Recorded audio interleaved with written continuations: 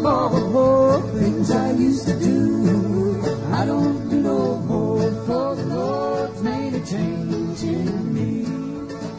Hello, this is Melissa. It is Real History, and today is Thursday, August the 15th, 2024, and I'm happy to be back with JP and Julie, and their podcast and work is under the name Book of Hours. So I had an issue with this recording, and what happened was that my voice all the way through had a lot of feedback and echo to the point that it was not listenable. And I believe that I isolated the issue, so hopefully that won't happen again. But what I had to do, because I had a nice long conversation with Julie and JP, and they had a lot of good things to say, I didn't want to lose that. So I've simply cut myself out and made a few notes where I recorded some segues so it makes sense. So I put myself back in on a re-record so it doesn't have the flow of the conversation that we had, but I do think that it will be more enjoyable on the ears than all that echo. I put up a couple of weeks ago Leela's Ocean, and this was the cyberbullying and ultimate suicide of a member of Julie's extended family. That was a relative, that was someone in Julie's extended family. Hi, Melissa. Hi, Melissa. It's good to be with you again. Yeah, it's been a while. And I want to thank you for doing that piece about Leela Bradshaw. It's helpful. I think that story has gone out. I mean, it's now been covered by the Daily Mail, so that's a good thing. The message about cyberbullying is getting out there. So I appreciate you covering it as well. So thank you for that. It's been a while since we've talked to you, and I think that it's because we moved across country again. And so we've moved across country twice now in 5 years. Wow. When we last spoke to you, we were in Pittsburgh, Pennsylvania. And we now live in the Gulf Coast town of Biloxi, Mississippi. So we got back to the beach. I grew up in Southern California. Julie's from the San Francisco Bay Area. When we lived in San Francisco, we regularly would ride our bikes to the beach. And so we missed the ocean. And so we're glad to be back near a big body of water that's salty. Yeah, That's great. That's great. Yeah. Yeah, it's been a really wonderful experience. Living in the South is totally different than living in the North, which is Pittsburgh, or even living on the West Coast. Yeah. We're both Californians, and it's similar. Like there's still this like really laid back attitude in general. When you live in a region where there's no snow. Yeah, but I think that's the coastal influence as well. I was thinking about it. What's really interesting about Biloxi is, as you always remind me, is it was founded as an outpost of the French Empire, or the French Crown. The French Crown. So you're living in the state of Mississippi, which everybody has their idea of what the state of Mississippi is, right? I mean, everybody has this preconceived notion about it. Mm-hmm. So there's that, but then you're living on a coast, which is a completely different element. Coastal people, like nobody around here really has that Mississippi accent. A few people do here and there. Yeah, but they have their own kind of accent. Yeah, it's very musical. And then you've got the French influence on top of it. So there's a lot of little cafes and buildings, and just the way things are done here. Mardi Gras is huge here. So it's a totally different experience. It's very unique. I mean, just going 2 hours further inland, it's like a completely different environment, and different culture. You go 90 minutes west, you're in New Orleans. You go about an hour east, and you're in Mobile. Right. And so those are both established French colonies as well. So it's the and Carnival and Mardi Gras are, like Julie said, they're huge here, and it's a whole culture. And the kids get a week off school during Mardi Gras here in Biloxi. So. And it's a big social event, not just a party. It's not just the day of.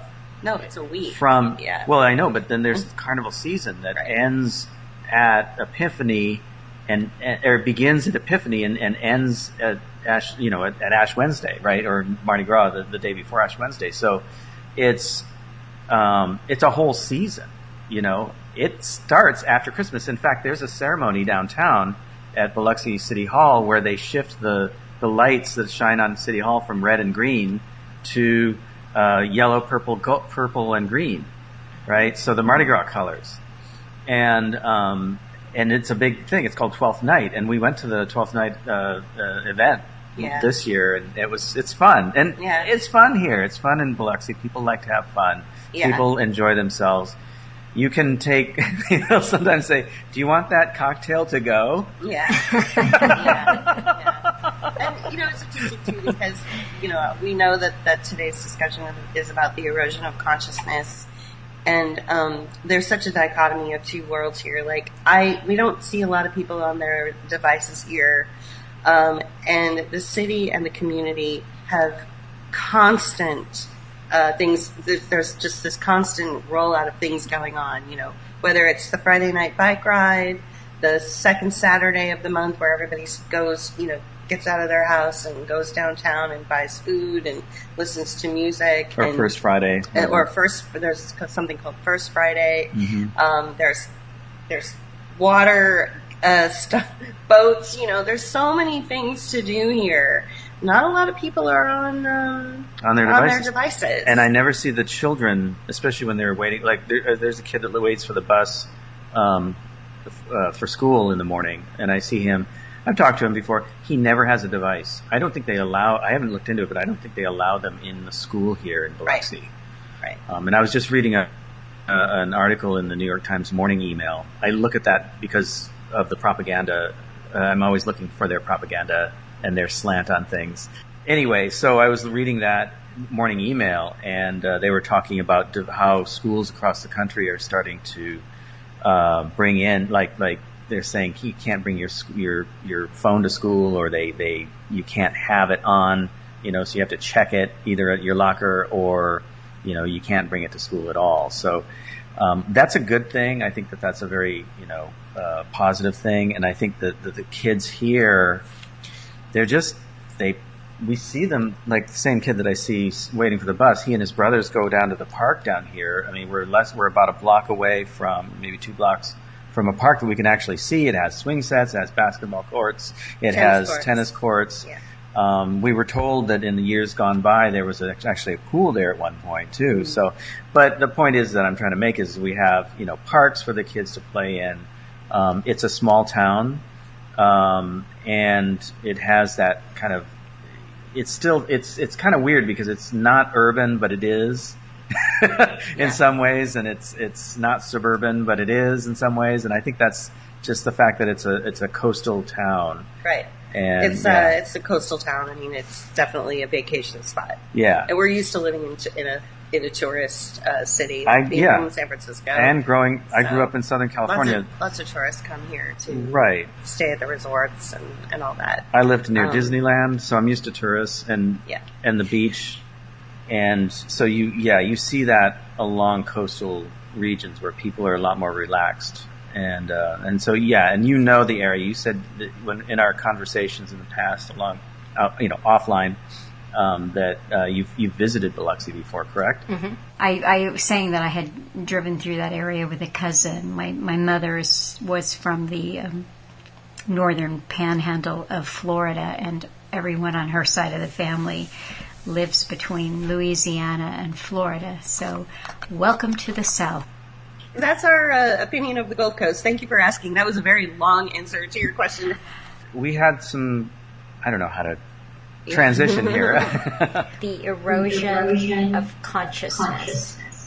Yeah. And we are, JP and I, we're not going to sit here and get into some woo stuff about it, where we're not going to go deep. We're going to look at it from a propaganda perspective. Mm-hmm. But when I think of the erosion of consciousness, I think of the actual loss of consciousness of a human being, like somebody who goes into the ER and suddenly they faint, and so they're in that suspended state where they don't have any idea what's going on. They're completely separated from their reality and from the world around them. So it's also known as syncope or fainting or passing out, a brief period of time when someone loses consciousness and muscle strength. It's usually caused by a sudden decrease in blood flow to the brain, and it's almost as if users are passing out or fainting and in this continued state of the loss of consciousness.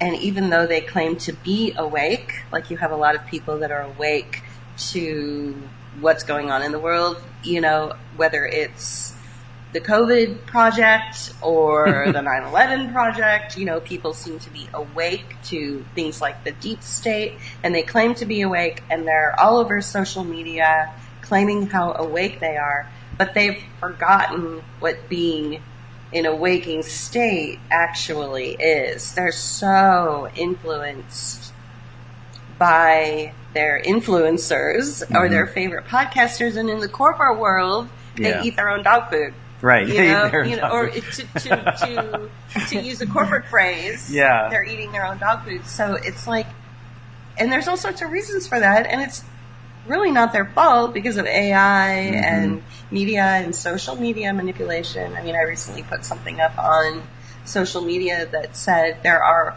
3 individuals on the planet that control free speech or the First Amendment or free speech for billions of people online, and that's Elon Musk because of X. I think it's Sundar Pichai because of Google and YouTube and ABC, and then it's Mark Zuckerberg because of Meta, Facebook, and Instagram. So these are 3 individuals that have the power to take down your thoughts, your emotions, your posts, your art, your opinions. And to me, that's really discomforting. Like, I hate the idea that there's 3 people that have that much power over billions of users, and the users forget that. Well, I think also they can collect all that, too, and use it. Sure, and they weaponize it against you. Yeah. But you've been using a phrase lately, Julie, that I think applies, too, is that they've lost the lost the plot. They've lost the plot. A lot of people have lost the plot. I have a couple friends who left social media altogether. They have no social media footprint at all. They've erased everything. They're not on Twitter, they're not on Facebook, they're not on Instagram, and everything that they do in their life is just their real world connections. It's easy, in one case, it's easy for one of our friends to do that because she grew up in the same place, practically in the same neighborhood, from like age 4 to age, 48 or 49, whatever she is. So she's lucky that she's got decades of people that she grew up with. Mm-hmm. But not everybody has that. Like, we don't. We don't. So our connections are online, but it's difficult because when you have your own ideas and opinions about things and you haven't lost the plot, which I like to think I haven't, but I realize that I probably have in some ways. And you're talking to someone who claims that they're awake, but they're not. So it's very, so it feels like an erosion of consciousness. It feels like an erosion of even being conscientious. Right. And I think that a lot of this has been happening at least as long as since World War II. It's probably been going on longer than that. At least since, mass media has been around. Newspapers allowed for slower news cycles, and they got the word out, but it took longer for information to get from one person to the next. With radio and subsequently television, news became faster, and information became more available more quickly. And there's a reason in the 1950s they called it the boob tube, right? Because it was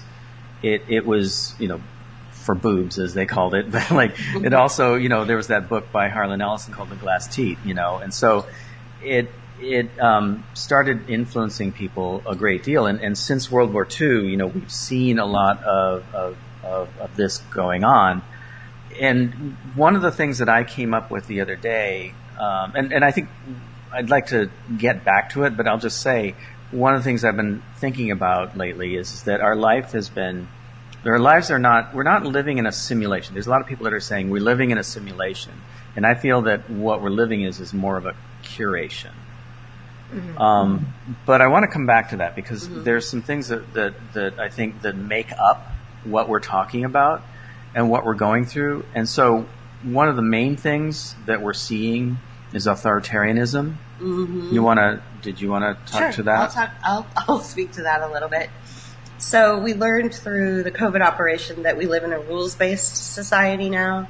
And if anybody's out there reading Catherine Watt, she talks about how the Constitution has been suspended probably for decades. Mm-hmm. So we're basically living in a rules-based society, not a society based on law or constitutional rights or even human rights. It's based on rules. And you saw this today when the European Commission, I believe, and came out, and every mainstream news source, every global news source covered it today, August 12th, because they announced to Elon Musk, be careful what you say. You can't violate this new digital act. I forget what it's called, but it's some sort of digital act. So the European Union, Yeah, and the reason they said this is because he's hosting Donald Trump on his platform in a few hours today. From the time that we're talking, from the time we're talking. So I'm like, that's so authoritarian. Like, to come right out and say, be careful what you say, be careful how you say it. 1/3 of your users are, in Europe, and we don't want them to be incited to violence or wrongthink.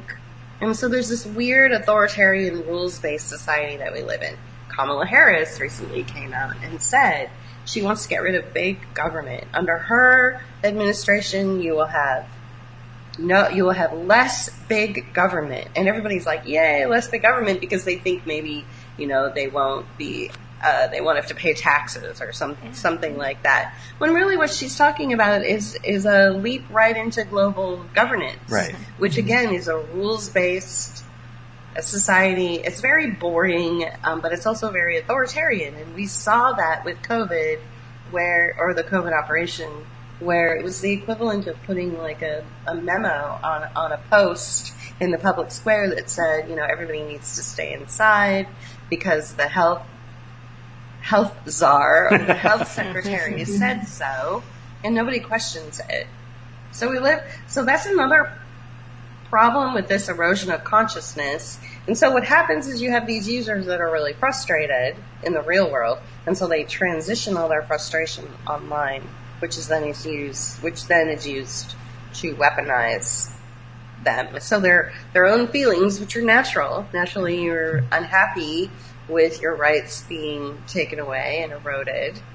That's a natural place to be. But then that natural feeling that all humans would have when they're witnessing the erosion of their life is weaponized against you. So it's challenging.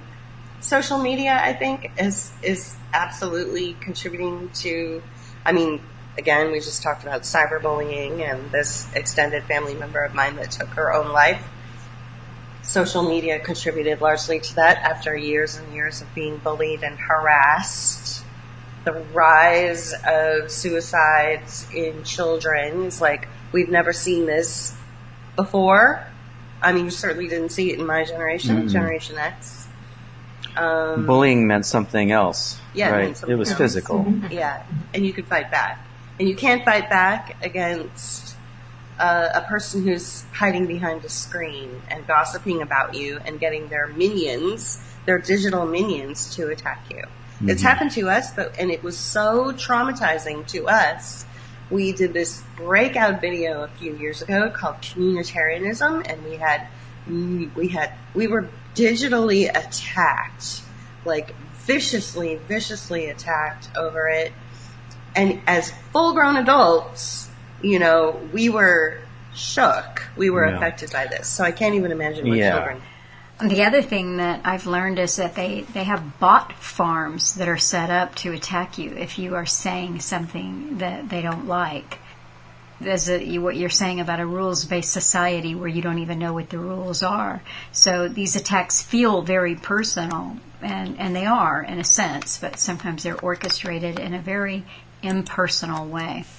The weird thing about the rules-based society, though, is that they don't necessarily give you what the rules are.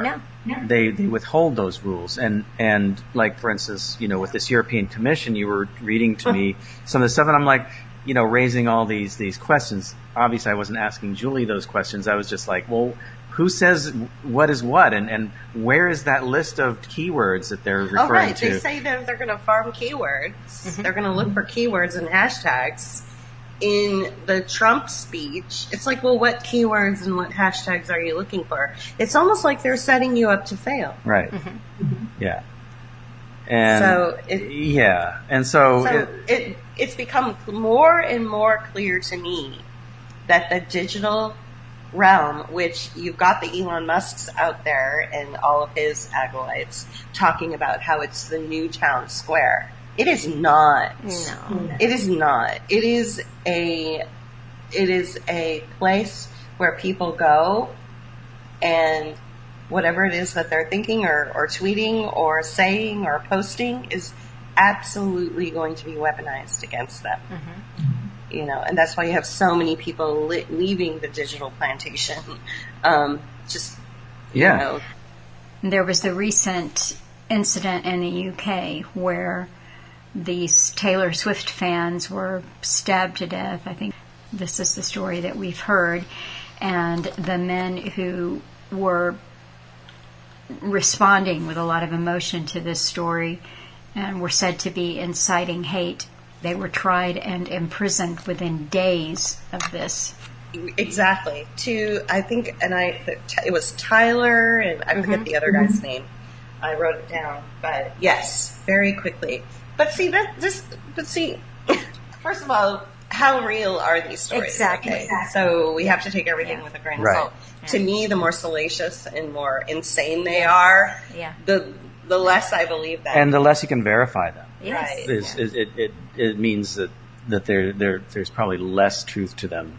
Well, and here's the other thing. Originally, you know, a lot of these attacks were through guns, right? Now they're going beyond that. They're trying to make it so that, you know, like, well, maybe people shouldn't just get together at all because who knows? Somebody might have a knife too. Well, okay, and every time I turn around, there's yet another story about somebody wielding a machete in San Francisco. Right. Yeah. You know, yet another person with a machete was found in San Francisco. Come on. Yeah, those are easy to hide. But regarding what you said about the two gentlemen in the UK, so this is what's happening on social media. You've got Americans that are very, very upset. One guy's name was Jordan Parler, and the other guy's name was Tyler Kay. Yes. I think those are the two gentlemen you're talking about. Mm-hmm. Yes. So they're really upset about the fact that these two guys are just arrested and then thrown in jail. Practically no due process, no charges, just immediately just assumed something and then thrown in jail.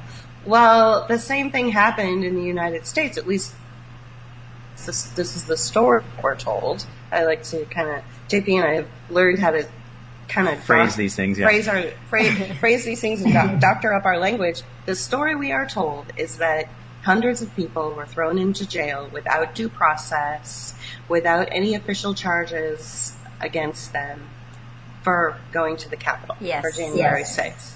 And that in some cases, some of them were even tortured through isolation. They were put in isolation for half of that time. So this goes all the way back to 2021. Yes. We're now in 2024. I see so many American users really upset about this UK thing, this story about, you know, the UK government coming out and saying you will be prosecuted if you say something or tweet something or post something. You will. Yeah. They're so upset about it. But I'm thinking, well, what about the story about your own citizen? Yes. So this is what I'm talking about, the erosion of consciousness. You've got something right in front of you that is happening on your own soil, but there's so much emotion and so much reaction to this UK story that it's almost as if they're living in that. Like when we started this conversation and I talked about what it means to be, to lose to lose consciousness, you're in that sort of suspended state. And they're living in this suspended state where they've forgotten that there's hundreds of people sitting in cages right now for taking a walk. At least that's the story we're told. Right, yeah. It's like, if you want to talk about loss of rights and loss of life, maybe you should look in your own backyard. Yeah. I mean, even in McKees Rocks, where we lived in Pennsylvania, our neighbors told us stories about how they would be, sitting on their porch or just walking home from the market, and all of a sudden, out of nowhere, cops, Pittsburgh cops, Allegheny County cops, McKees Rocks cops would descend on people that were just walking, grab them, rough them up, and throw them in the back of a police car and disappear them. And they weren't even doing anything. Yeah. There was this period of time when just being out on the street was like they were trying to prevent crime, so they just made crime into everything. Everything is a crime. So if you recall, Bloomberg had the stop and frisk rule in New York, and I think it was a carryover from that. And eventually there had to be like a huge outcry for them to stop this behavior. So, it's really sad about what's going on in the UK. But I mean, well, and then, then as you what about here? What about here? And then there's a lot of things that people are not talking about that are, and we always come back to, pay attention to the mundane. Pay attention to the boring, because that's the shit that's going to kick you in the ass, not the big, huge events that are there to distract you or that are horrific, but are probably only partly true. Right. And Julie's been saying, Little 9/11 moments. But where you have little box checkers and little clipboard holders and corporate, just very so you saw this. You saw this with the COVID operation when parents would go to school board meetings and shake their fist in front of either the city council or the school board and say, "How dare you put a mask on my child," or enforce these policies. And the administrative people that basically have like sociology degrees would just sit there and go, "Oh, okay, thank you for your time." To me, that's your 9/11 moment. You've lost the plot. There's something else going on and so people think that by reacting in a very visceral way or reacting in a very highly emotional way, that it's going to make a difference. And it won't. No. The best way is to just stop. This touches on something that Alan Watt would always say. We can't know what happened unless we were there. And even if we witnessed something, we may still have questions. And he did not like to see particularly young men falling victim to this kind of thing where your emotions are whipped up.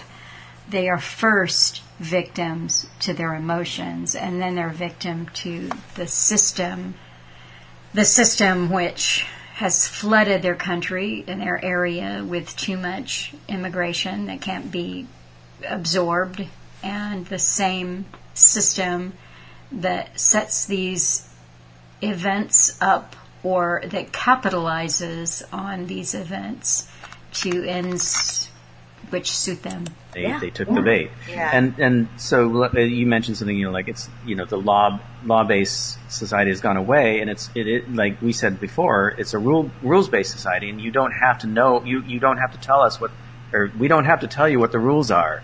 Basically, we just make them up as we go along, and if we have made them up before, we're not going to tell you what they are. You're going to have to guess. And if you get into trouble, that's your problem, right? it kind of reminds me of that bit from the Hitchhiker's Guide to the Galaxy from many years ago, where they were like they were coming to destroy the planet Earth, and they said, well, you had so many decades to read the plan, and it was posted on at Alpha Centauri for 100 years or whatever, right? And so you're basically saying, well, it was there.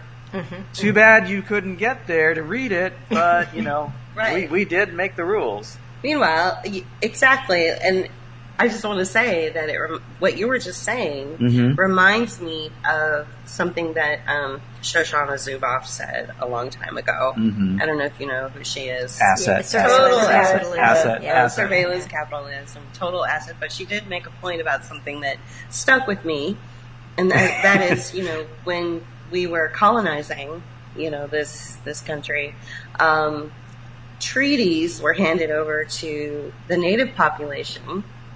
And, it was like they just put an X at the bottom of the treaty, and they had no idea what the treaty said. Mm-hmm. And that's how I feel we're being mm-hmm. Governed, is through these treaties that right. we're incapable of understanding them. There's nobody there to translate what these rules are in this rules-based society. They make it up as they go along. They change. They flip-flop. They go back and forth. You're seeing, and that contributes to a lot of chaos in your mind, and chaos and anxiety in your mind contribute to the erosion of your instinct, your pineal gland, all mm-hmm. the things you need for self-governance, mm-hmm. autonomy of thought. There's this term, critically thinking. I prefer autonomous thinking, Yeah. So. Well, and all this is a very corporate thing. Mm-hmm. If you've worked in corporations and you've existed in that world, like Julie and I have, and I still currently do, the only thing that saved me and has kept me working in that position, or is in the job that I have. Not that I like working for a corporation, but it pays pretty good. But the only reason that, not a lot, but it's better than driving a school bus that I did before. It's better, yeah. At least pay wise, I had a lot more freedom driving a school bus. That's true. But my point is that the only the fact that I work from home now makes a big difference in my surviving and being able to deal with corporate society and mm-hmm. corporate rules and the corporate world, because it's so restrictive, it's so difficult, and it's so the groupthink is just so difficult, and people, because they don't realize that they're in a highly stressful environment, they think it's just normal. But they start acting out, and they start acting out by scapegoating and attacking people that they feel are weaker, And I find that a lot less prominent in remote work right. than I ever did when I was working on site. Right. That's kind of the opposite of what people are finding on social media. But in this case, there is some sort of governance, at least with the corporate world. There's always you can't attack people for no reason, at least. There is no anonymity in the corporate world, but there is anonymity in social media. So that's one reason why you see so much of this in social media. Exactly. So really good point. Thank you. Even though it is possible to go after people, I still have been scapegoated. Mm-hmm. But as a designer, as a UX designer, you have, and as a designer in general, mm-hmm. you design our home, you design the yard. I mean, he's a master gardener. And not officially a master gardener. He's a master at gardening. Yeah. Okay. And he's a painter, so he pretty much, together we design the house, but, so, talk about this curation of society. How society is curated. Yeah. I mean, there's the class structure that's curated. Mm-hmm.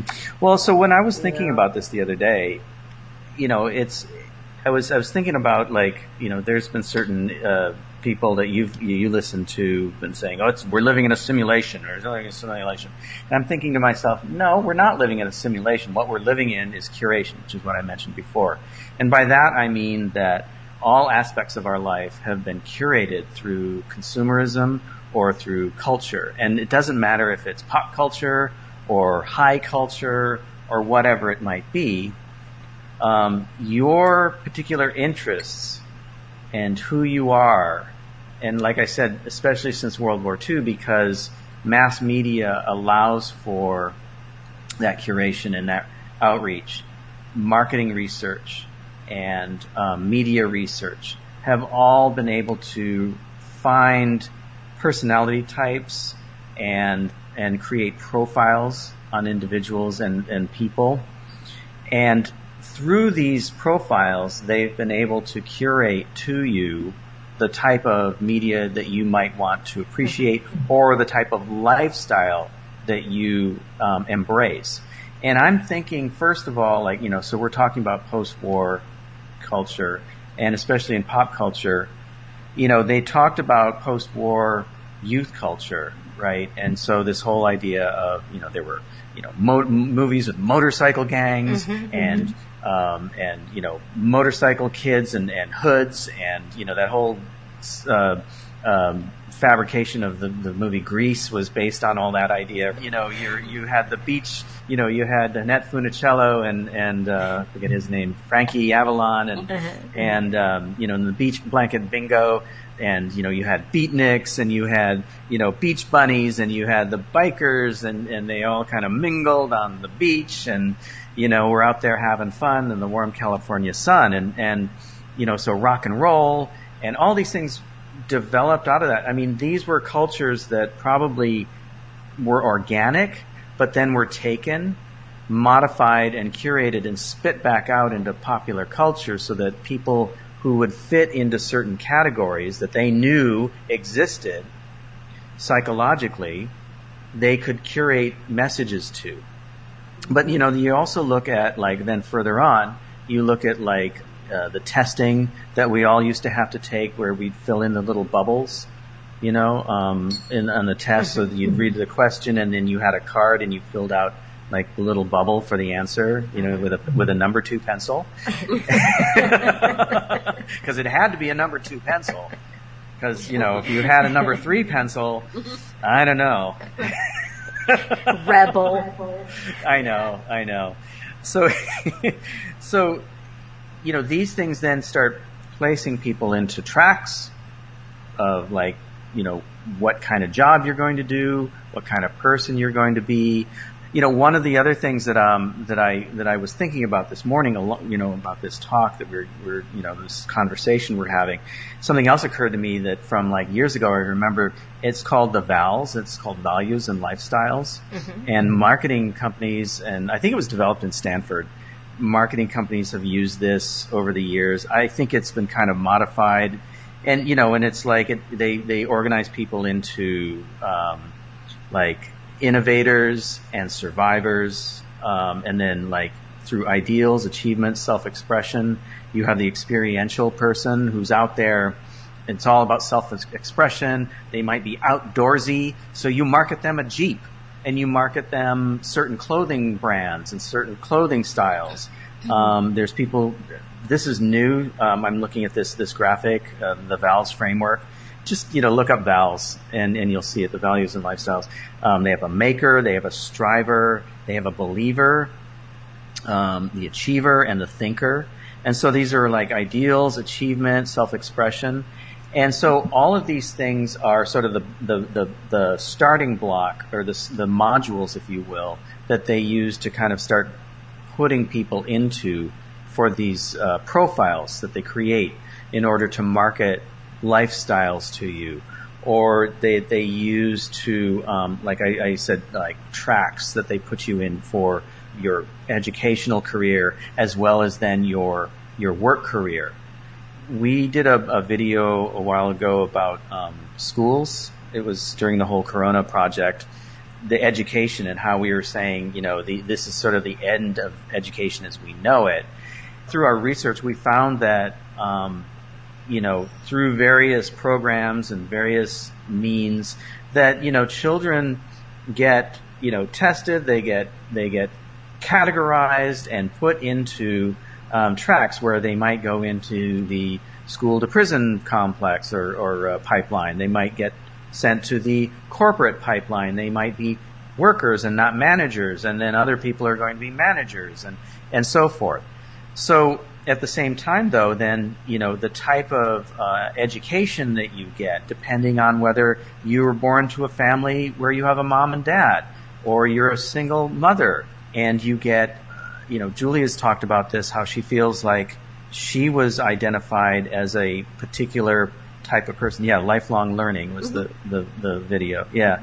And that she was identified as a child of a single mother, and that because of that, she was more vulnerable to attack through the medical complex or through, government interference or what have you. Okay. And then I grew up in a nuclear family, and it was very middle class, but we were, lower middle class. We were working class moving into the lower middle class.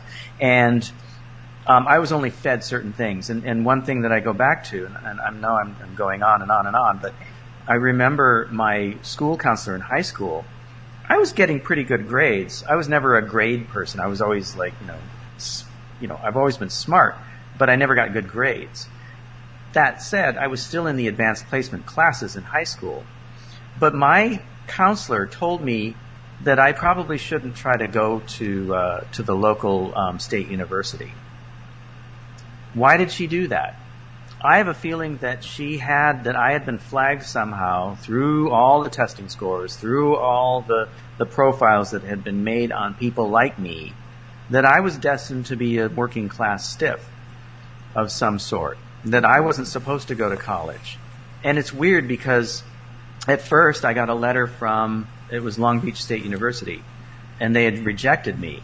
Then at the end of summer, I got a letter saying, we're ready for you. Come on and register and come in, and we'll be ready for you for this, this fall semester. So this is the summer after I graduated high school. So at the beginning of the summer, or like right after I graduated, I got a rejection letter, but then I got an acceptance letter. So something weird was going on, and I feel like my high school counselor was in on it, but I wasn't. I ended up going to community college, dropping out. But then when I moved to San Francisco, I went on to San Francisco State University, and graduated, and graduated with high marks. I guess the point is that I took the side door. I decided that, fuck the system that they're trying to put me into. I didn't outright recognize what was going on, but I felt it. And I think a lot of people feel it. They just don't know what it is.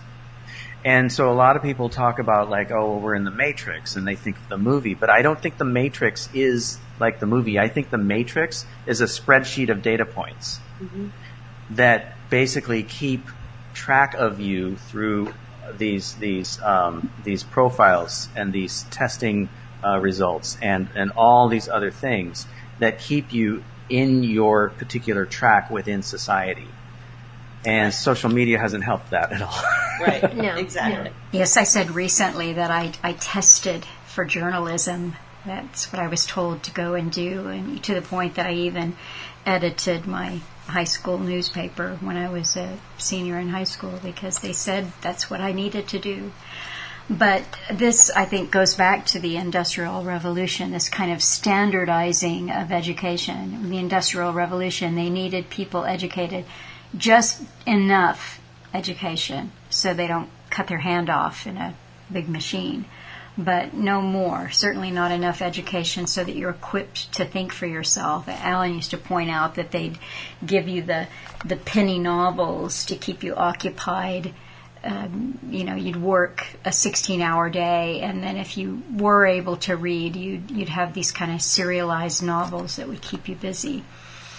And I was just doing, I think I had mentioned to Julie in an email, the real history that I did with Andrea called art, evil, and the divine. And Andrea was talking about the trend in UK schools to defund art, and this is actually happening in the US too, but in the UK they have an advertising campaign saying your children are going to be working in the metaverse, and they're getting a lot of educational programs in the UK training students how to participate in the metaverse. So standardization is a big thing.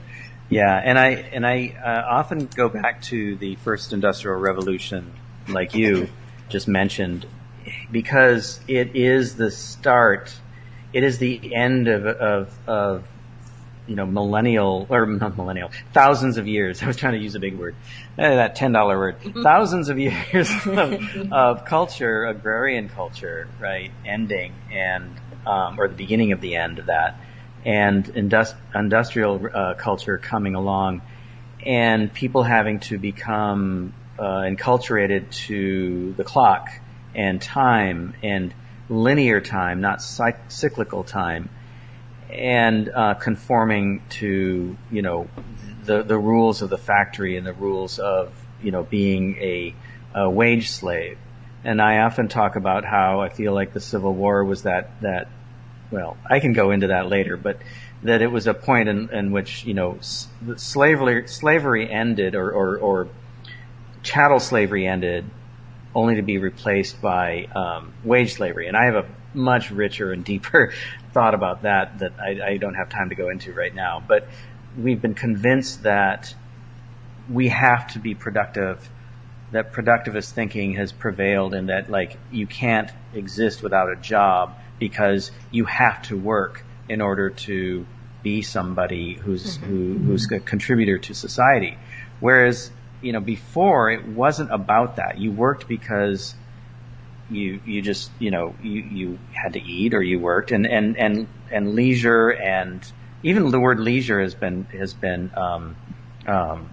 taken away from us and turned into something it wasn't meant to be.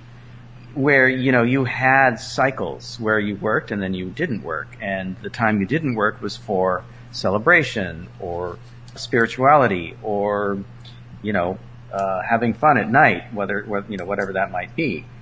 I remember hearing about a time before electricity when night was basically when you went to bed, and you didn't necessarily sleep for that entire 12 or 14 hours.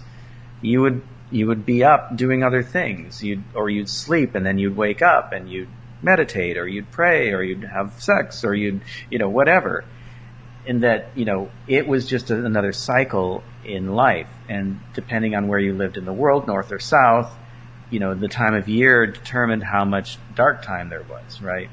Something else that we came across recently, and Julie did a reading on her Friday readings by a guy named W.D. James, and it's about, he calls it chronopolitics, and it's a multi-part series on the idea of work and on leisure, and what that means, and how work and leisure have been taken away from us and turned into something that is used against us.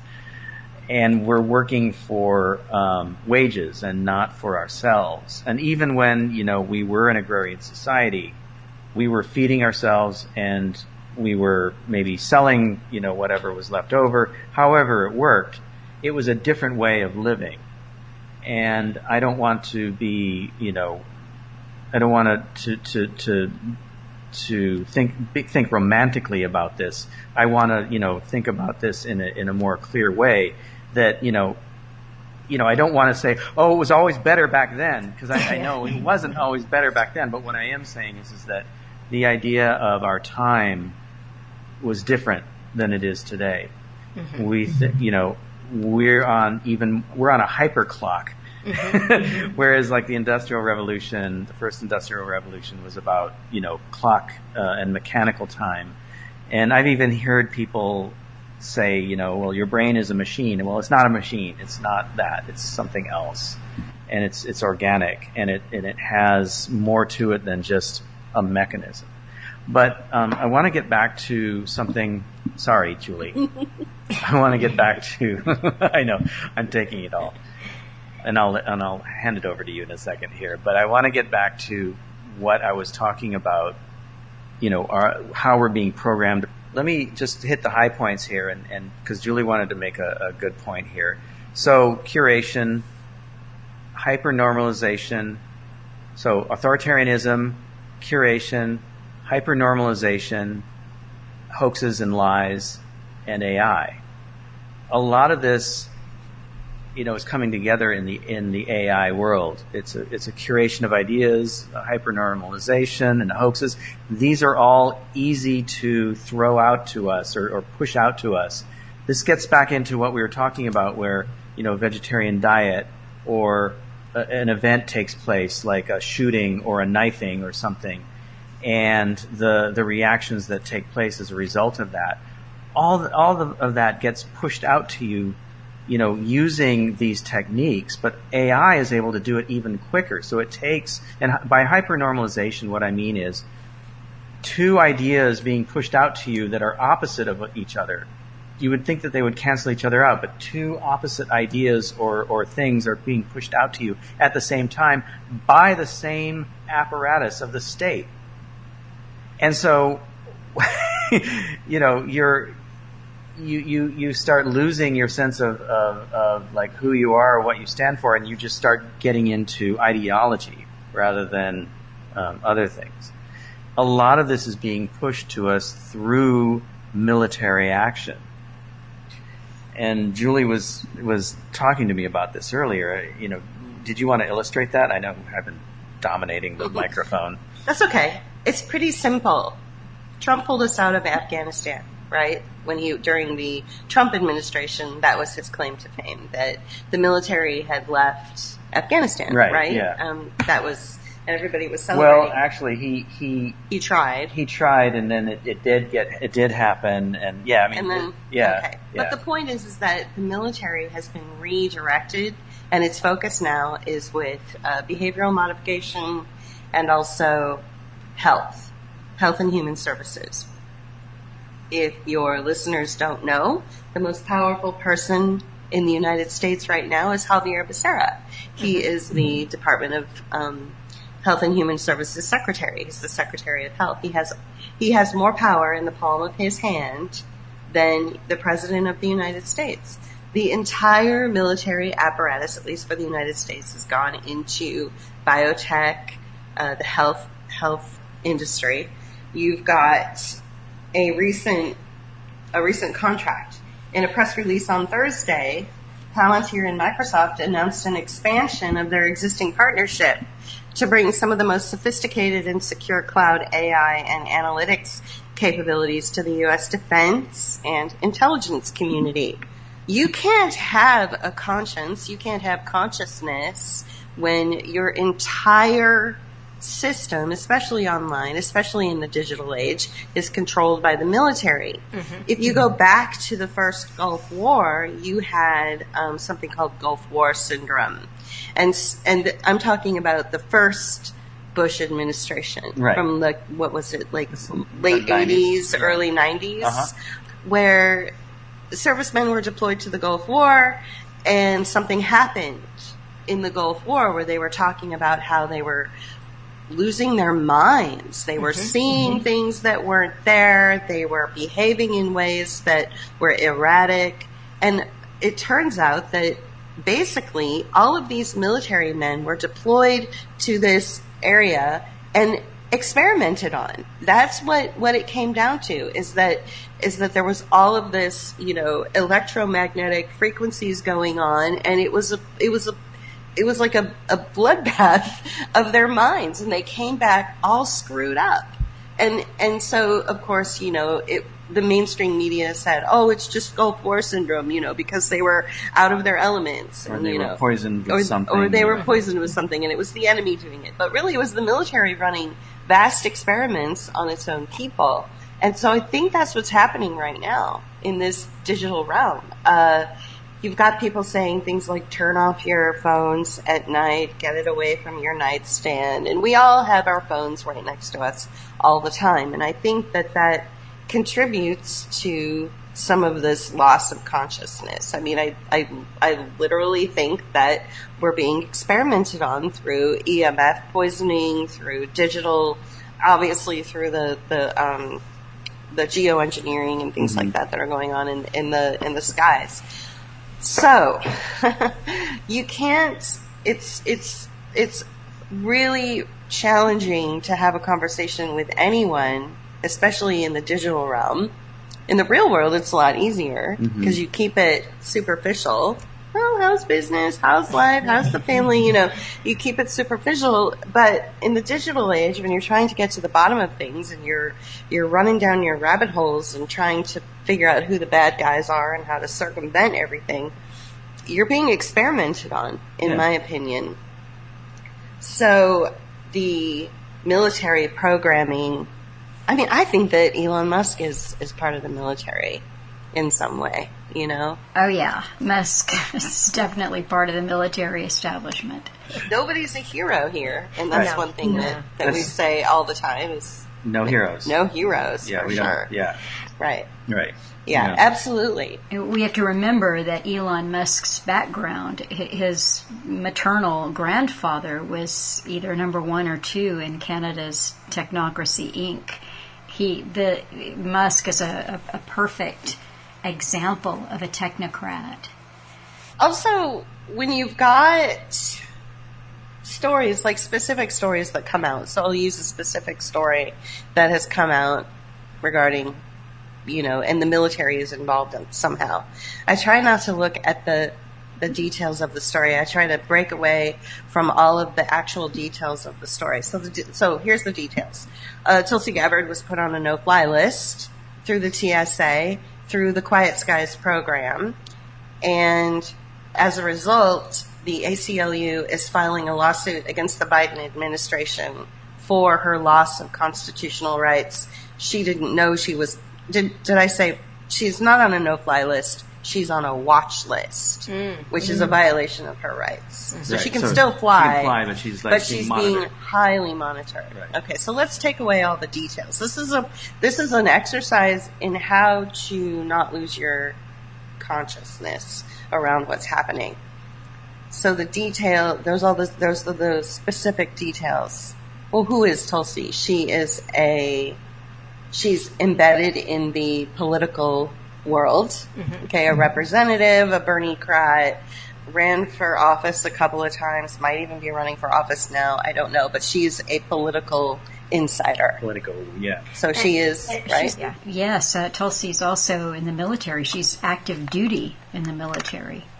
So this is my second point. So we've got a political person in the military being targeted by a program that is part of the Department of Defense, the Department of, the TSA, which is part of the Department of Defense. So why do you have... Homeland Security. Homeland Security. So why would you have Homeland Security monitoring one of its own? Like, why would you have that? Unless there's been some sort of unassembling or breaking away of some departments. You see what I'm saying? A fissure or a fight within. Something is going on. Possibly, or remember Orwell's 1984, the proles don't count. Who do they monitor in 1984? Their own bureaucratic class or their own assets.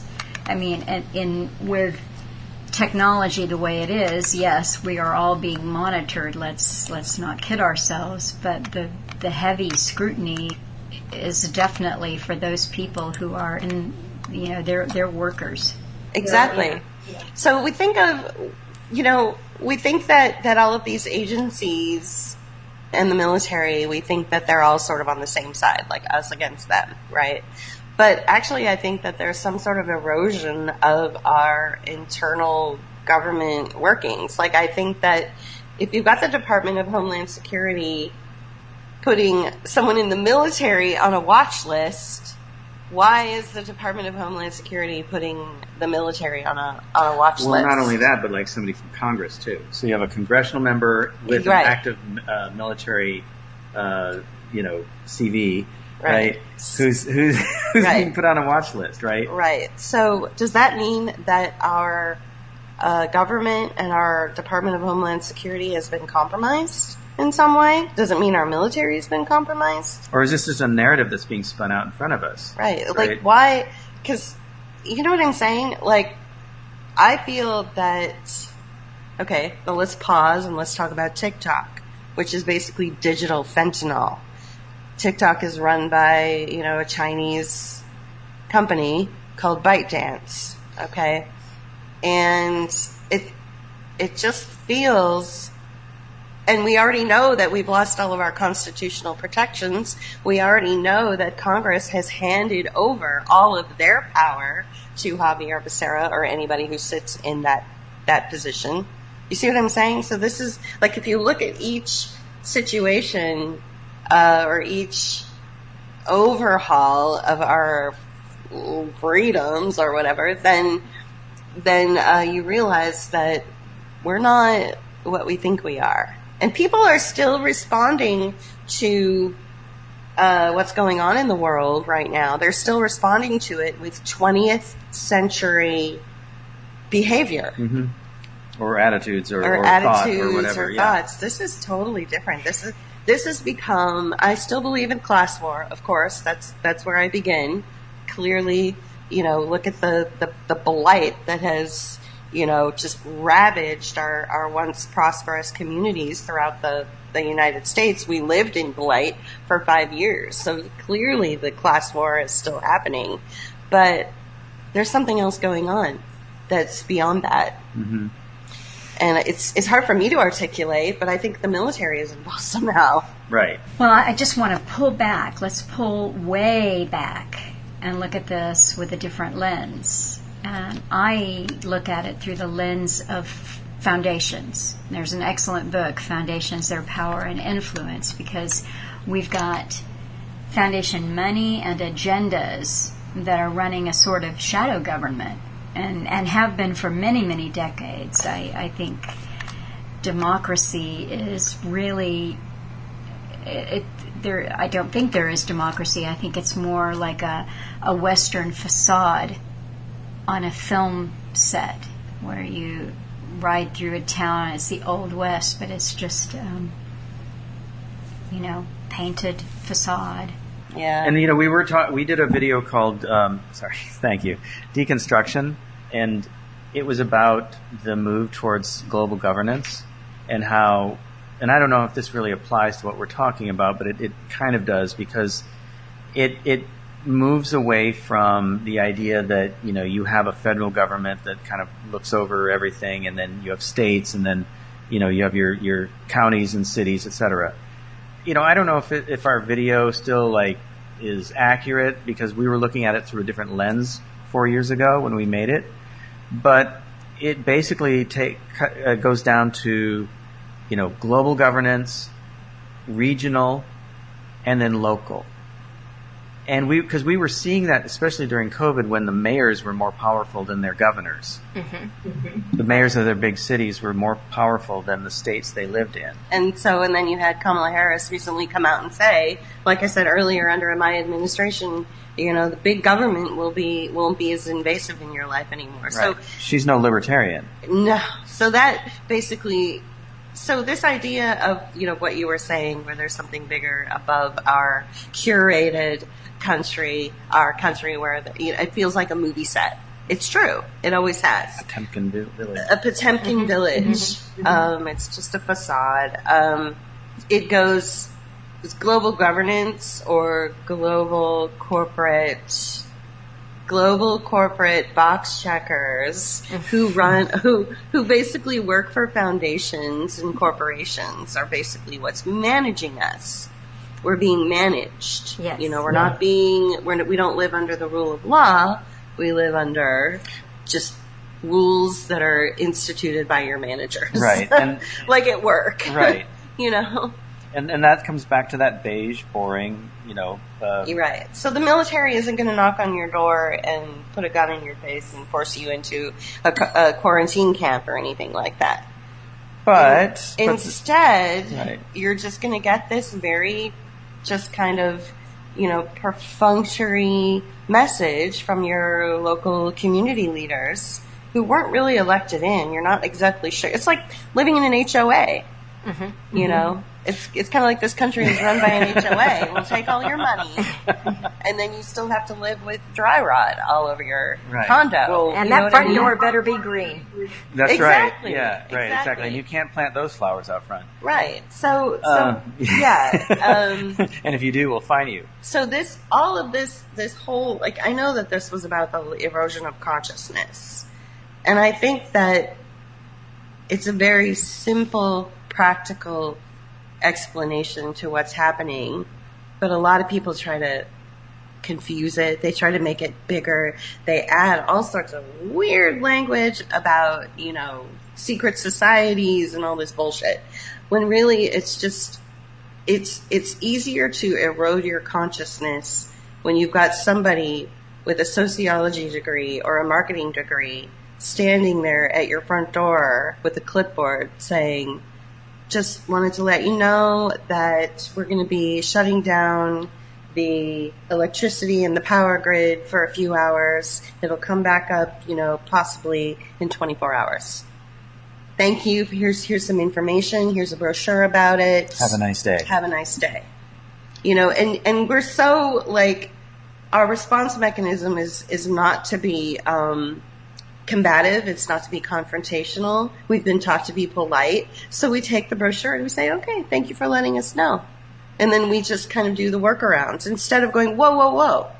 I just paid all this money to have electricity. Why are you shutting me down for that? You know what I'm saying? Mm-hmm. That's, and it's so non-confrontational, and the person holding the clipboard or handing the brochure out to you is super nice and polite. It's not, wearing a nice colored, thugs, they're wearing a nice colored polo shirt. Yeah, they're you know what I'm saying, with a little insignia on it, right? Yeah, with maybe a lanyard. Yeah, a lanyard. Yeah, yeah. It's not jackbooted thugs. It's so. Just a quick story about my Aunt Betty. Last week, I was to take her to get her driver's license renewed, and I had asked her if she'd made an appointment, and she said no, she hadn't. And 2 years ago I took her and we just walked in, and so it was a walk-in with no appointment. So she said I haven't. I said, well, we'll walk in. So we went down there, and there was a very nice gentleman with a clipboard, and he said, well, we don't do walk-ins, but if you go online at 7:45 in the morning, and he actually gave me a little piece of paper with a website address, and on it was stamped 7:45 a.m. And he said, if you go on there at 7:45 in the morning, like the witching hour, and put in all of her information from the driver's license, then you can get an appointment. And once you have that appointment, you can bring that in. They always do a few walk-ins. So the way this was conveyed from him was you've got to have the appointment first, and then once you've done that and you have the confirmation number, then you can go back and they'll squeeze you in on a walk-in.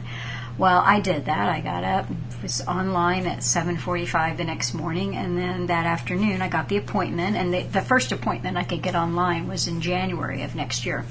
So I took that and got Betty, had the confirmation number, and we went back down to the Department of Motor Vehicles, and that nice man with the clipboard wasn't there. It was a woman, and I showed her my slip, and I said, this is the confirmation number, and so we wanted to, sign up for the walk-in and wait until we can get next appointment. Oh, we don't do walk-ins. I said, well, I was just here yesterday, and this fellow gave me a slip of paper that was stamped 7:45. I told her the whole thing. Well, we don't do walk-ins. So I told her the story again. Well, we don't do walk-ins. And I said, but I was told that you do a few walk-ins. And she said, well, no, so she said, no, you've already explained this to me 3 times, and I've told you that we don't do walk-ins. And I said, well, I'm going to explain it a 4th time, and I'm hoping that you can come back to me instead of just saying exactly the same thing in the same way, that you can help me understand why the man yesterday said that if I did that and I got the confirmation number and I brought it, but we haven't done walk-ins in 5 or 6 years. And I said, well, I was here with my Aunt Betty 2 years ago on a walk-in. Well, we don't do them anymore, so they don't do walk-ins. I think it was Millennium Winners and Losers in the Coming Age, and he talked about the age that we're going into. You'll have digital nomads, and those are people that have the right education and qualifications and digital skills, that they're basically nomads. They can work from anywhere, go anywhere. And then you have a class of people that will just have more benefits. Things will be a little bit easier because they, there's the haves and the have-nots in the new digital world. I'm sort of like, I have my foot sort of 1 foot in that door and 1 foot outside of that door. I'm kind of the low echelons of those nomadic workers who have the right credentials. But like I said, I'm in the lower echelons of that. I don't, I couldn't just jet off and work anywhere. I'm still kind of like stuck in 2 worlds. Mm-hmm. I benefit from that one world that, I have the right credentials, but it's a tentative, situation. It isn't like I'm in. I'm not Elon. Well, I'm not like Elon Musk in many ways.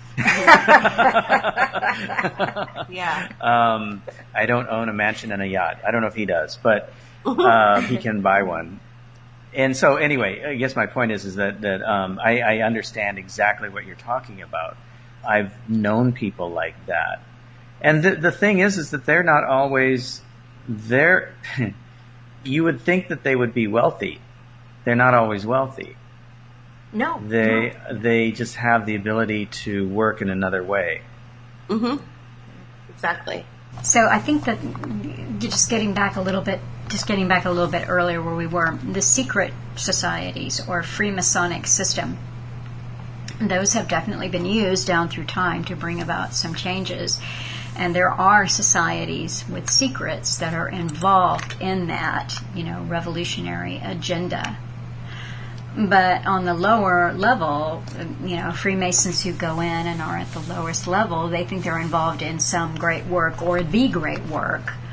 But what they are really getting are the kinds of perks. They do, low-level things, and then they get some perks, like they don't have to wait in queues at the Department of Motor Vehicles, or if they get stopped by a cop, they're not going to get a ticket. It's a parallel society kind of situation. And, you find that in a lot of situations. I mean, just like cops, cops are, you mentioned the police, right? So cops aren't going to bust other cops necessarily. The only time we ever saw when an individual who should have had an in and should have been had all the privileges and all of the, everything working for him was with Donald Trump when Twitter Safety took down his Twitter page. So the page, Twitter Safety, back when Jack Dorsey was running Twitter, took down his page. And so this was how Donald Trump was communicating with all of his followers. This is how he was, pretty much influencing his voters and things like that. And all of a sudden, just like that, he was cut off with no warning. And it was very shocking when Twitter Safety had more power to cut off speech than our Constitution. You know what I'm saying?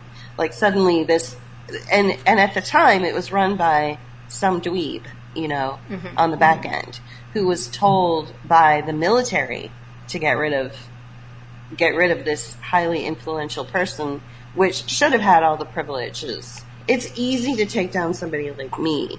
It's easy to, I'm nobody. But so the only time we ever saw an individual that lost in the same way that regular people lose every day was when Twitter Safety took down his page, when the military took down Trump. Well, this I have pondered deeply, and I think what are we looking at? Did it happen that way? Or was this the making of a persecuted hero? Both Trump and Elon Musk, is this myth making that we're watching? I mean, Elon Musk compares himself to Batman all the time. Yeah. It's like we're living in this childlike society where everybody needs heroes. Yeah. I think my point in bringing up that example is not to lift up Trump, but to say, what the hell is wrong with us that we are allowing these digital assholes to have so much power over our speech and over our digital, our digital twin. It's, And I just asked myself, did it happen that way? And for the reasons that we're told, we're shown that the town square is now digitized, and if it can be taken away from somebody like Trump, then it can be taken away from us for sure. And it's dispiriting and demoralizing. Or are we rooting for Trump as the underdog? But I mean, I think if we go back to the point that I'm making, that that we haven't had democracy in a long time, then we see it a little bit differently. Or as you pointed out, Catherine Watts said, the Constitution has had an end run done around it for decades. Yeah. I mean, I didn't feel sympathy for the man. I felt rage towards the fact that the military has taken over the digital. I mean, all of these programs, all of them, Facebook, Twitter, ironically enough, TikTok is not part of a military program. Yeah, it's another thing altogether. All of them are straight out of the military. So to me, it's like the know. Well, going back to like when the court cases were being when Trump was taken to court for these trumped up charges. That's a good pun. For all those charges, I think that was deliberate too. That the charges were trumped up. Yes. It basically gave us the message that if they can do this to the former president of the United States, they can do it to you. Right. And that's something that we were talking about all the time during that whole period of time. And it was so shocking that, I mean, they even had me going for a little bit there. I really still feel like this, because it just suddenly just disappeared, like any of these hoaxes that they pull on us. It'll be in front of you and in front of you and in front of you and in front of you, and then it's gone. And then I think the erosion of the consciousness, comes when you've got individuals in society that they're like, yeah, sure, Trump is bad, Trump is evil, we should go after him, he should be indicted. And I'm thinking to myself, but this is all just a military operation. Mm-hmm. Let's go back to the basics. Constitution by, gone, erased. All power is through Health and Human Services. And that comes through, and outside of that, you've got behavioral modification. So behavioral modification goes through Health and Human Services. I can't believe that so many people have lost the plot, regarding... I'm just asking the question, whose military is in control?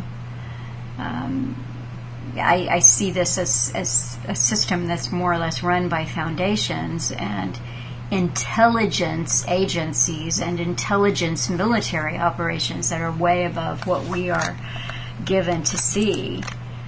People still talk about QAnon. I mean, I was talking with someone the other day, and we were kind of seeing eye to eye on things, and it was a good conversation. And then kind of all of a sudden he said, well, that the military has been in charge for a long time, and we just have to trust in other words, trust the plan. So he was looking at the military as the good guys. They're in control, and they just are waiting for the right time to reveal that. Wow. Yeah. That's interesting that you say that too, because I didn't talk to this person, but there is an individual who he's very low on the podcast food chain. He hardly has any followers. He was taken down by YouTube. Okay.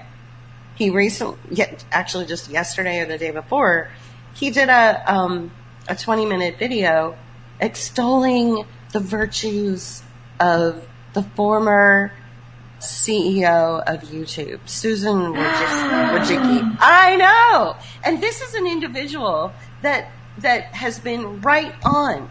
This individual opened my eyes to, for instance, the stories about the intubators or the ventilators killing people. And he went through great detail. He's a data analyst out of the Boston area.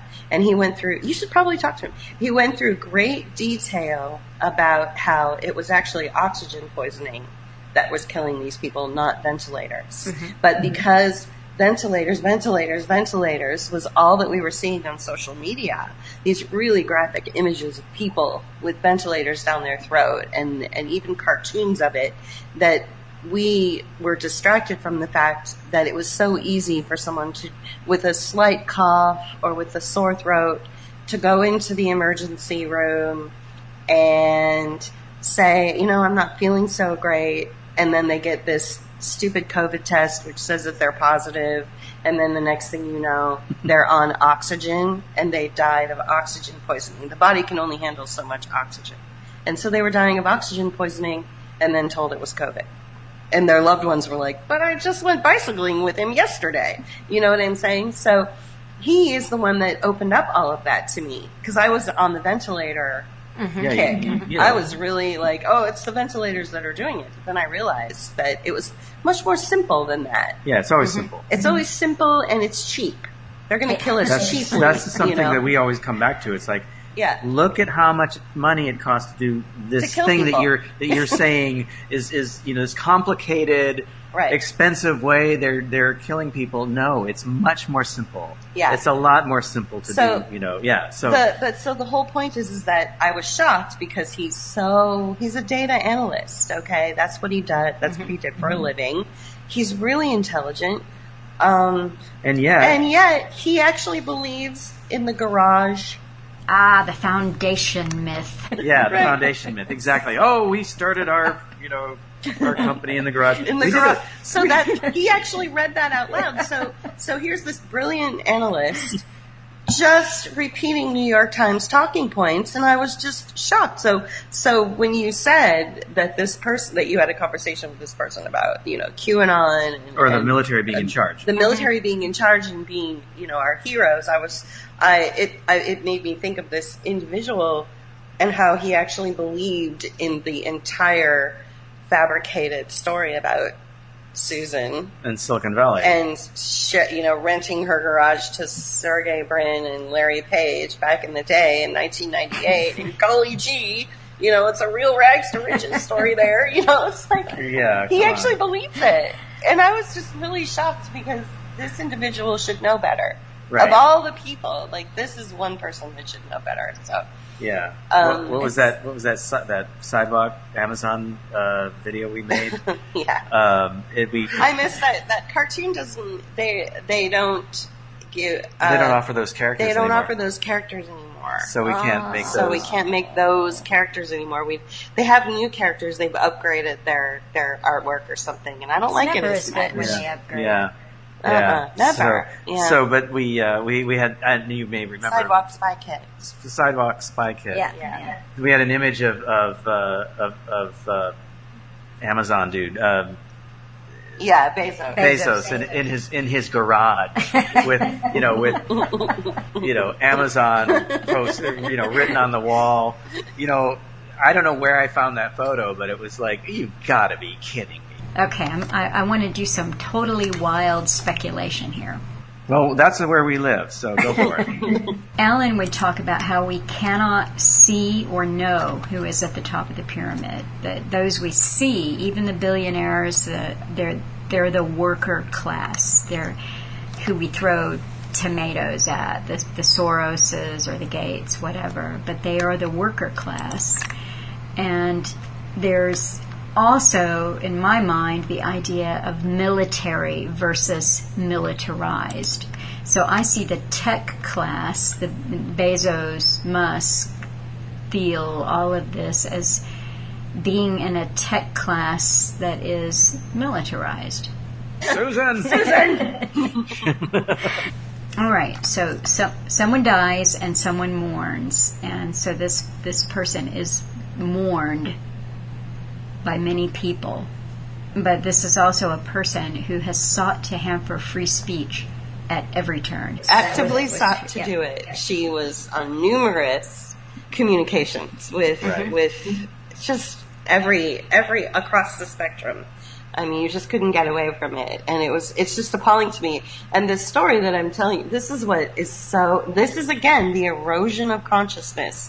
So this individual, again, brilliant data analyst, his YouTube channel was taken down by Wojcicki, whatever it is, Susan's, Wojcicki, okay, taken down by her YouTube policy. So is this Stockholm syndrome? Like, he's sitting here going on. Or was he being ironic? I don't think he was being ironic. He was going on and on and on and on about what a great person she was. Wow. And yet it was her policy that took him down. And so this is a window into how grief and trauma can and sentimentality can really cloud or distort your judgment. Mm-hmm. So the one thing that the two of them have in common is they both had a child that died of a drug overdose. So he felt a kinship with her, even though she doesn't even know who he is. But if you really pick it apart, like I did recently, much to the shock of some people who think that she died of what it is they claim she died of, which is 2 years of lung cancer, I picked it apart, and her son wasn't a drug addict. He was poisoned. And I think and he died in February, and then she died March, April, May, June, July, August, 6 months later. And I think it was something else was going on. You know, you've got lawsuits against Jack Dorsey and the Biden administration for the very thing that Susan was talking about for all those years. We're going to shut down channels. We're going to shut down speech. We're going to shut down disinformation. These are our policies. We have the right to do it. I mean, she's a real hard ass about it. But she knew where all the bodies were buried. And then all of these lawsuits are coming after YouTube as well. And she would have been the number one. She would have been called to testify. She would have been called to court. And she would have had to testify against Google, and she would have had to testify against the Biden administration. Ooh, Julie. Yeah. So, see, we're talking, and so this is what I'm saying, is that if you're so embedded in these emotional responses that are generated out through social media, and you can't get out of your own way, you lose the plot. I mean, this is a very, very dirty mob-like, mafia-like experience. Oh, I didn't finish my speculation. I think that all of this that we are told that we're living through, this great reset, this fourth industrial revolution, this new system that we are already mostly in and going all the way into, I think it's what I see is that it's now big tech weaponized against us, and I believe that the military is that. Right. Got it. Just like what people talk about, like the deep state. It's not some dudes like, in back rooms, with cloaks on. It's basically it's bureaucracy. It's the nonprofit industrial complex. It's NGOs. It's all foundations, and like you said, they're all kind of overlapping, and that's what makes up the deep state. I don't think there is any one boss.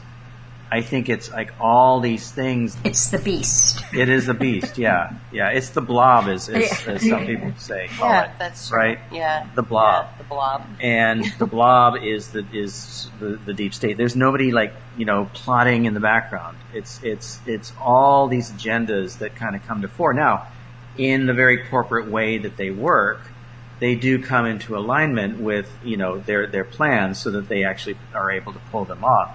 And, the COVID operation was a military operation from the standpoint of it was so, on point, and everything was it wasn't all quite ready. They pulled the trigger too soon because they didn't have it completely refined, but they had enough of it to where they could convince, a lot of people that something really bad was happening and that they had to do something about it, like lock themselves up in their houses. Yeah. I think that people are, in going back to what you said about how, the one individual is convinced that the military is on our side and they're the good guys. They might even use the term white hats, things like that. I'm like, what is with us that we've become so infantilized that we need a hero? What is going on? Yeah. Because people can be their own hero. Have to be. Yeah, that should be. Oh, this is something that, we live, so where we live, we live steps from an Air Force base, believe it or not. Right. There's an Air Force base in Biloxi. Yeah. And they fly old planes, and it's a training center, so there's not jets screaming past us. Right. It's not like we have jets overhead all the time. But you see a lot of military, and Julie was flying back from Pittsburgh recently, and saw a military insignia on the shoulder of a guy sitting across the aisle from her, and she thought he was here from Biloxi, but it wasn't the case at all. He was from another place. Anyway, she was talking about how the insignia had a certain look to it, and you said out loud to me, we were driving, and you said, yeah, it's weird how these military insignias look like superhero insignias. From comic books. And it's like, oh my God.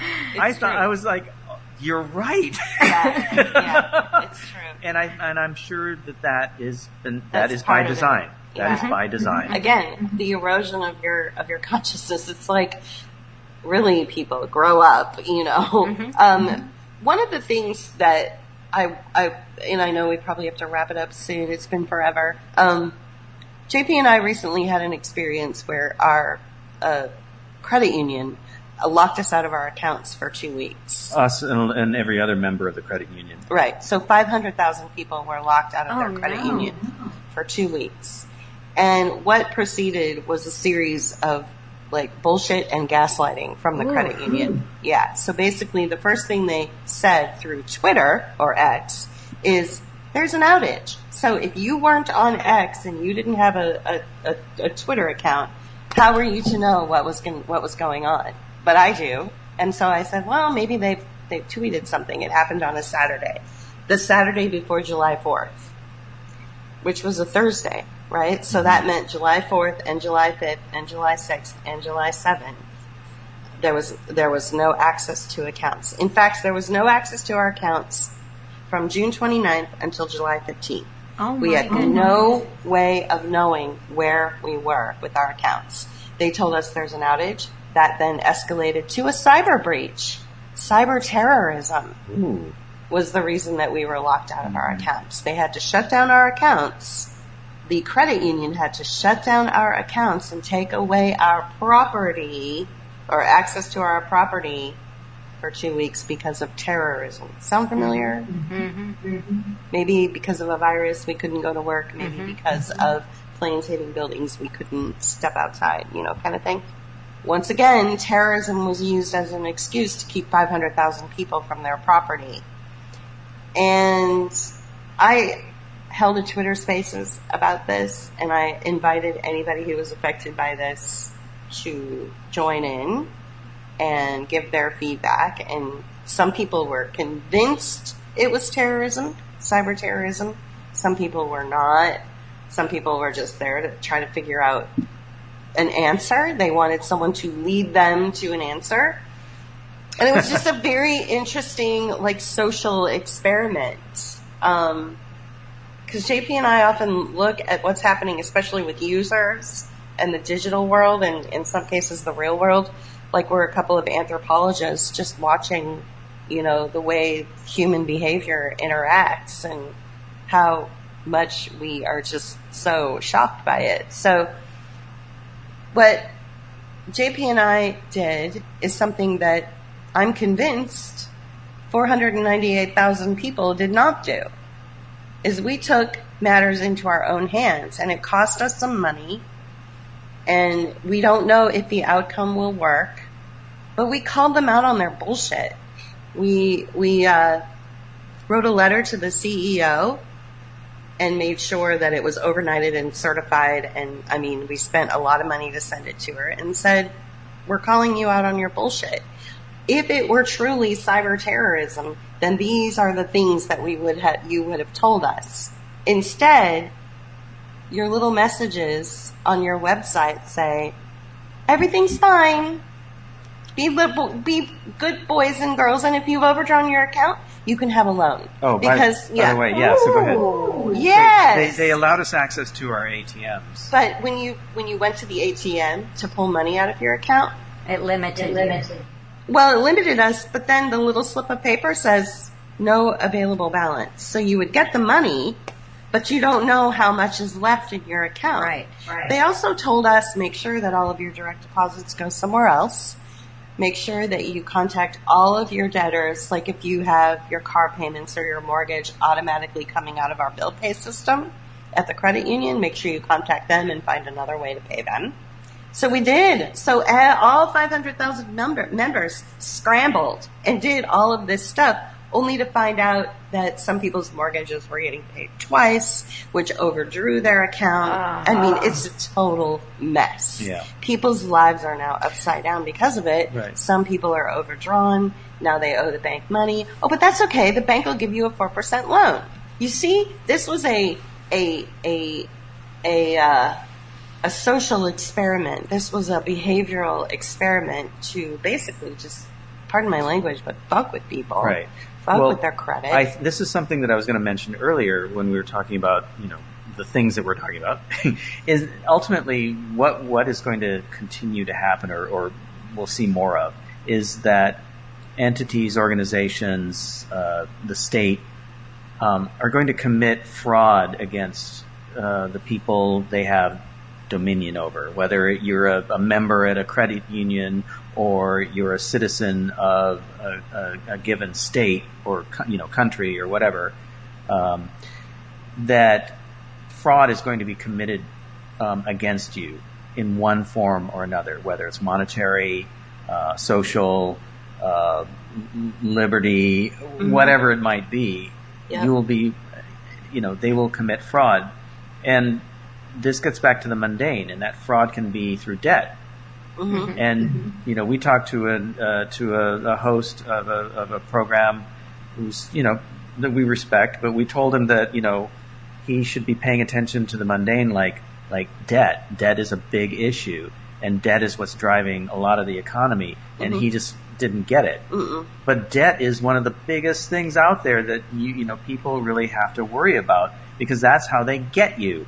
And that's how they're getting people. Right. With, so now with there's this situation. 500,000 people, or many people, who maybe accidentally overdrew their accounts, and now they're in debt when they weren't before. And the reason they're in debt is because of a situation that they didn't cause and that they were told to take action toward, and they did that, and now they're being punished for a situation they didn't cause in the first place, and the people who are punishing them are the ones who caused the situation. Right. So then, sound familiar? So what happens to a society that is incapable of standing up and saying, I'm calling you out on your bullshit.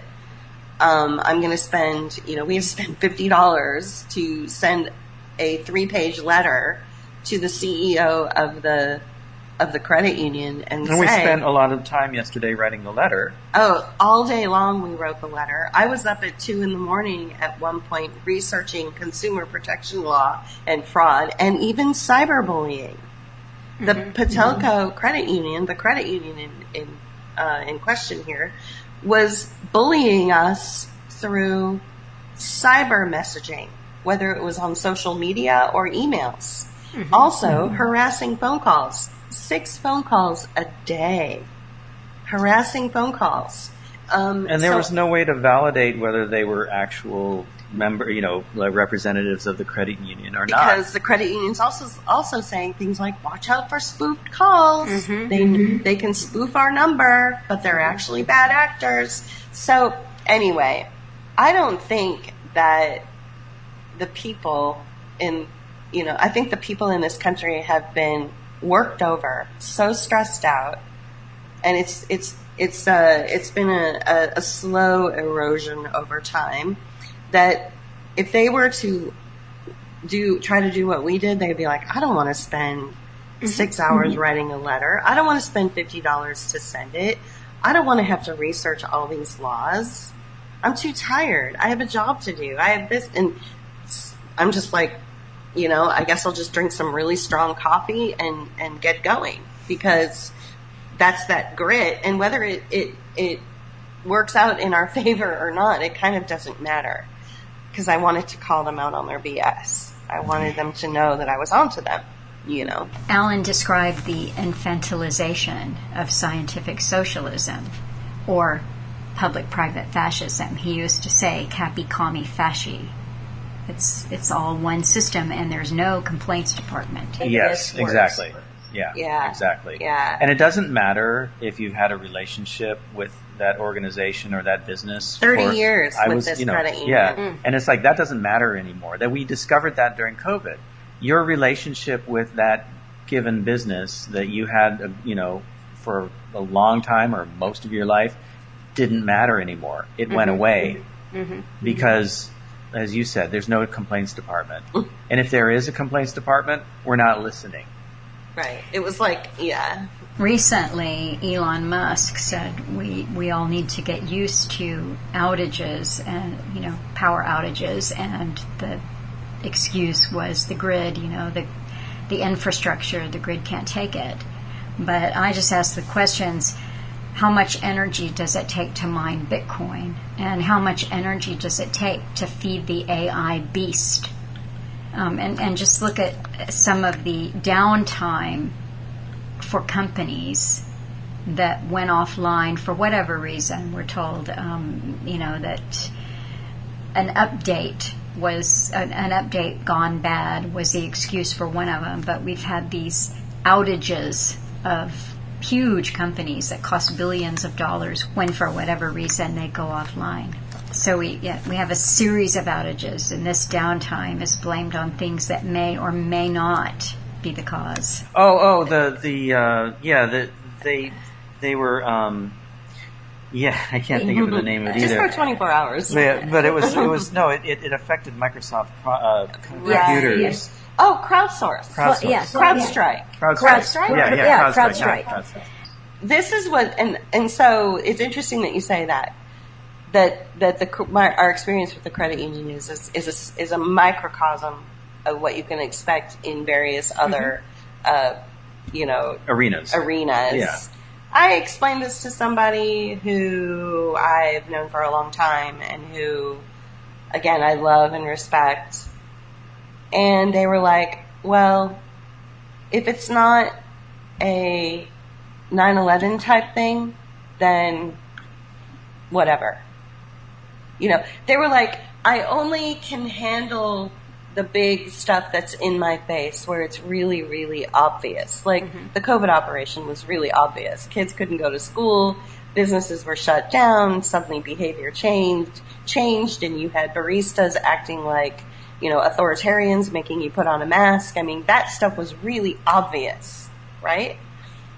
And I'm like, man, it is not like that anymore. That was the tenderizing moment. It was. This is the mundane. real deal now. Yeah. It's the mundane and the amount of energy that. So here it is, the middle of August, and we're still dealing with the fallout of what happened on June 29th with us, with our bank. It has caused sleepless nights. It has caused him to be distracted at work a little bit. It has caused us to have to spend extra money. It has caused me to have to get up at 2 a.m. with a strong cup of coffee and research law all on my own. It has caused, us to have to spend our entire Sunday writing a letter. Like all of this stuff over the mundane,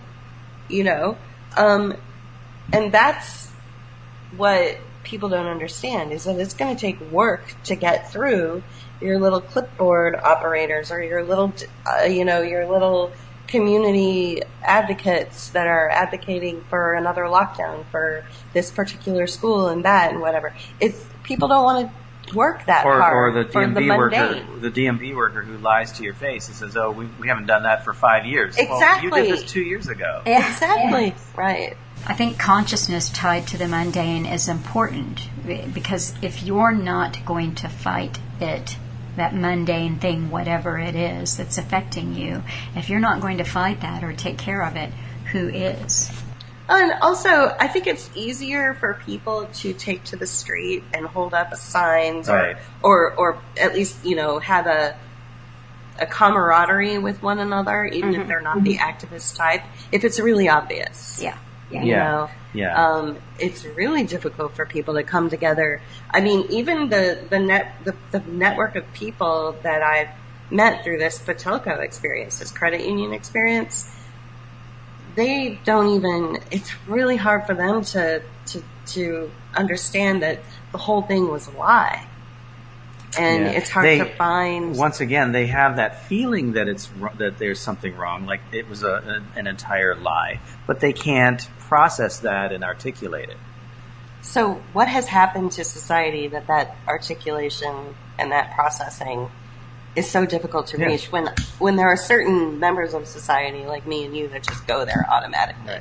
Right. Well, was it the way we were raised? Am I just a jerk? Like, I don't know. Like it goes, well, yeah, I know. Well, am I cynical? How is it that it goes back to all the things that I was talking about before, like, through the curation, through authoritarianism that's thrown at us, the hyper-normalization, being told two things at the same time that don't agree with each other, but they're coming from the same, place, hoaxes and lies. I mean, during COVID, we were living through a July 4th season, and we're talking like June to the end of July, of constant high-grade fireworks that were being shot in a poor community, where people who sure, they might go over to Ohio and buy some pretty expensive fireworks for a day, but this was happening every night. This was like for a month. Yeah, for the whole month. And it felt like we were under attack. And it was babies were upset. Pets were upset. Animals and pets. Oh, yeah. Everybody in our neighborhood, you could tell, was triggered and traumatized by this constant bombarding. And it was so bad and so close to our house that I was trying to work on video essays at the time, and the sound was bleeding into my narration. And you could smell it in my house, the sulfur. And at 11 o'clock in the morning. Right. And they were up on a ridge behind her house. And I even yelled at them one time, and they kind of stopped for a moment. They stopped for a minute, and then they picked it up again. It was a military operation. Yeah. And it goes... But, and then along the lines of, like, the lies, right? The hoaxes and lies. So that was a hoax. But, like, they'll tell you, children have always had heart attacks. They've always had heart attacks. Yeah, don't you know that? Of course. And the Northern Lights you've always been able to see the Northern Lights from Florida. And the solar eclipse is going to cause traffic because people are going to clog up the roads because they have to go out and see that thing. How dare they? How dare they do that? It's just so bizarre. Yeah, and history is being changed. I mean, we recently finished this 2024 new Batman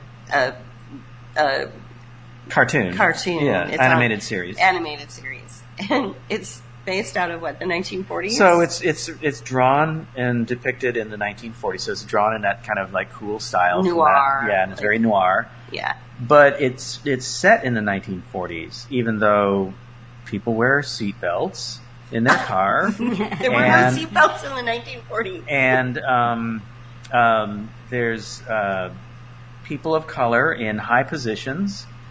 And it's normal for lesbians to meet and greet each other at a local bar or restaurant that and be openly open about it. Yeah. And so forth, right? Overweight women cops were totally normal in the 1940s. Right. So we were body positive. We were LGBT. So you see what we're talking about. And so it is funny. The thing is, it's like I don't have a problem with any of that content. It's just that the context that they set it up in, Batman has been presented in all eras, right? You can draw in that noir style without being in the 1940s because it's animation. You can do anything you want. The problem is that they're setting it up to make it look like it's in the 1940s, and that these things that are current in our culture were current in that culture. And so they're basically in a very weird way deprogramming people and kids, I imagine, although it was kind of adult content. Well, but you know what I'm saying. And it's being it's like they're rewriting history, and people have a hard enough time with history in the first place. They'll mix up the American Revolution with the Renaissance. Mm-hmm. And and this has been going on. Go back to the movie The Sting, where you had turn of the century music being presented in the swing era. Okay, So this is my point. Is like, and going back to even programs where it's like set in the 18th century and you have a mixed cast, and I don't have a problem with that. But the thing is when you're presenting a show that is historical fiction, and it was written by a white author from that period of time. I'm thinking of Jane Austen. All these presentations of Jane Austen stories, and they have mixed race cast. Again, I don't have a problem with the mixed race cast, but what I do have a problem with is that they're forcing these people into these roles that were not accurate for that story. Yes. And okay, that sounds like I'm a white asshole, right? But what I'm getting at is this. Why aren't we seeing stories by black authors where there's plenty of them out there? Yeah. And presenting the black narratives? Mm-hmm. Why aren't we seeing the Hispanic narratives? Why aren't we keep seeing the recycled white narratives? Oh, we're going to be open and DEI by putting people of color in these old stories that have been recycled and recycled and recycled. I think so we're still presenting white culture. The point is that it's year zero. It's year zero. So we can't hold on to anything that's true, and history has to be rewritten on the fly. They were bitching at us during COVID operations saying, decolonize your bookshelf. Well, you present stories by authors of color instead. Well, okay, so one last point. Before the COVID operation, before the before time, JP and I did a really wonderful video essay called Expulsion. And a really wonderful high school in San Francisco has frescoes and murals painted from the WPA era. Era. Gorgeous. Just rich texture. And it's in a high school in San Francisco. Mm-hmm. And the basically what this organization that supports black empowerment or Native empowerment wanted to do was whitewash them. Just get rid of them. And a whole bunch of alumni of that high school got together and said, no, you can't erase history. Mm-hmm. We did a video essay that was lifted up by the alumni association where we talked about, and we gave all sorts of great examples of buildings and architecture that represented different cultures at the time, or at least was built by immigrant labor. And how important it is to keep our history intact. Mm-hmm. So even the ugly history, because here's the irony of it. It was George Washington High School, and the murals were not flattering of George Washington in his practices of colonization and slave ownership and killing Indians. Right. So or killing the natives. Yeah. Right. So, it depicted the genocide. It depicted slavery. It depicted all these other things. But they were like, "Oh, we can't see slavery. People get upset when they see slavery." Mm-hmm. Well, okay. So that's the problem, and that's why they wanted to whitewash these things. And so, you can't have you have to look at. Even when history doesn't agree with you, or even when the facts of the past, don't agree with your worldview, the fact is it did happen, and it had a certain effect on where we are now. Right. And we, and like Julie said, we gave a lot of different examples of even like the Nazis having their art show of degenerate art. Yeah. And so. Yeah, go to the video. It's a good video. It's 19 minutes. Yeah. Okay. So. But anyway. Yeah, we'll send you some things along. Julie put together a little list of some of the things. I'm sending you the email right now. Okay. Adding to it. But another thing you should check out, and there's, I think, a YouTube video for it, is hypernormalization. Yeah. It's an Adam Curtis. Yes. Adam Curtis, yeah. You've seen it? Yeah. Okay. Yeah. Do you like him, or? I do. Oh, okay, good. We talk about no heroes, but he's kind of a media hero to us. He influenced our work a lot. Yeah. And that video was really important to us to help us contextualize and conceptualize, a lot of things that are going on. So we use that phrase. We use that a lot. And he's thorough too. And something we've been told we are. Julie and I were told we were lateral thinkers, meaning that we look at things from like all directions and put stuff together. And my work as professionally as a designer is I organize things. And so that's why I appreciate his work so much, because it's so well organized, and he uses a logic that draws you through a narrative and then brings you to a conclusion that isn't his necessarily. You're allowed to draw your own conclusion, but he shows you the steps on how you get there, and he's very transparent about that. But that's what I like about him. And my AI script is still in the can because I just haven't had a moment to myself to even try to think about making it. A move across country, working, and then just filled up with life. I mean, it's okay. Yeah, no, I know. I know it. I think our next talk, given your backgrounds and where you've lived in San Francisco and the work that you do, I think that we should dedicate the whole talk to those militarized tech bar stewards. I think that would be a good one. I think so too. Yeah, Why not? The tech bros. Yeah. All right. Goodbye. Yes. All right. Thanks. And I'll be back soon. Take care.